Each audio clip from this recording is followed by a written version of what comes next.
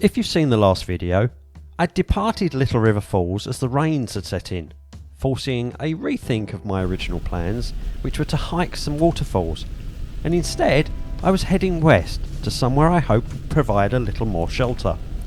As it turned out, that was a brilliant decision, because it rained.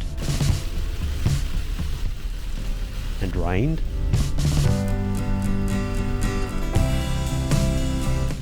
And rained some more.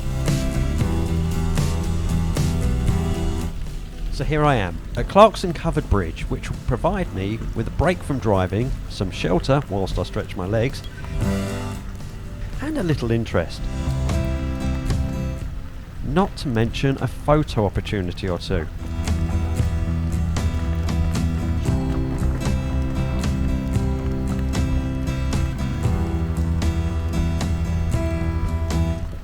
That is, of course, if the rain eases just a little.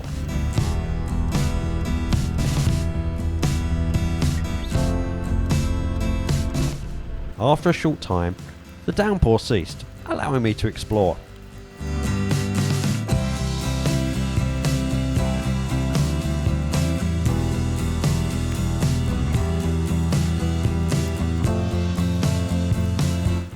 As you can see, this bridge has quite a bit of history behind it, as well as being not so young.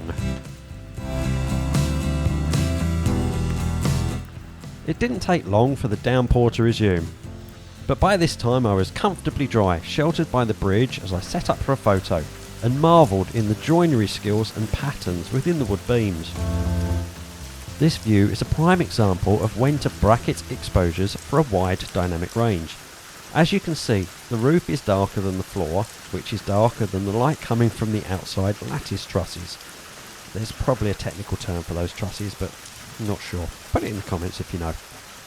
I'm using the Fuji XS20 today for this shoot, and I'll be taking 6 photos here. 3 for the dynamic range, and there'll be near focus and far focus. We're on a tripod to make lining the images up a lot easier, and apply a 2-second delay to ensure any shake from pressing the shutter button is eliminated. And here's the pic.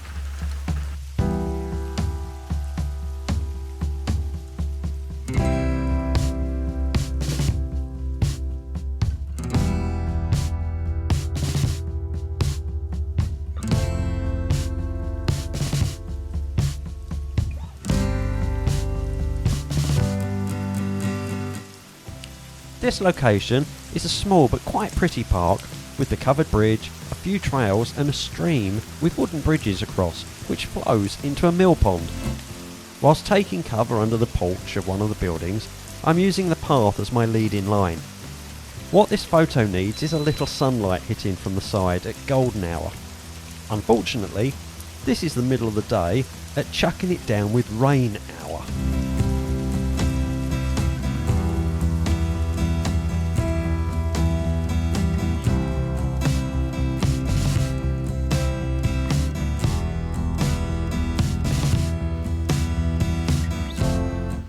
There's now just a slight drizzle falling, so it's time to explore a little further.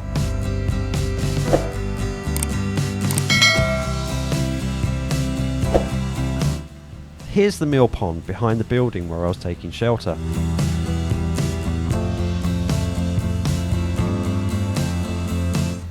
And here's the mill with the wheel and the mill pond waterfall. Why oh why did they let that tree grow there? Anyway, I'm in portrait orientation here to get the best aspect, and as always, after taking a photo, check it to ensure sharpness and exposure are good and that there's nothing untoward in the image, like lens flare. Not something I need to worry about too much today, but in this instance it's always worth checking for raindrops on the lens or filter. Mrs. Faceless and I always carry a fine microfiber cloth for quick cleans between images. Being careful not to knock the lens or tripod, of course. Hey, Mrs. Faceless.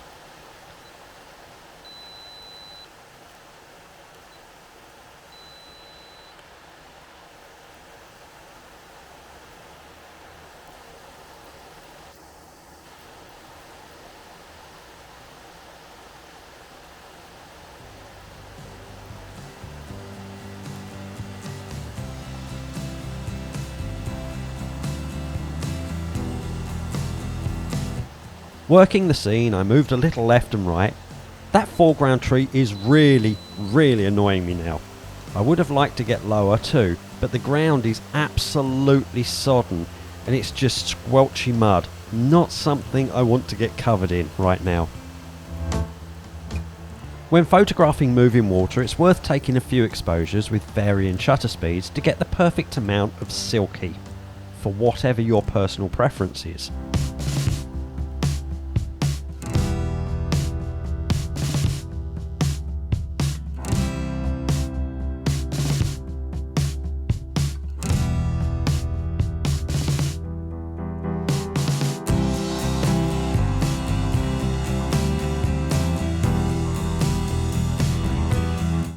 Well, that was short and sweet breaking the rain, but it's back with a vengeance now, so let me head further west where it shouldn't be raining.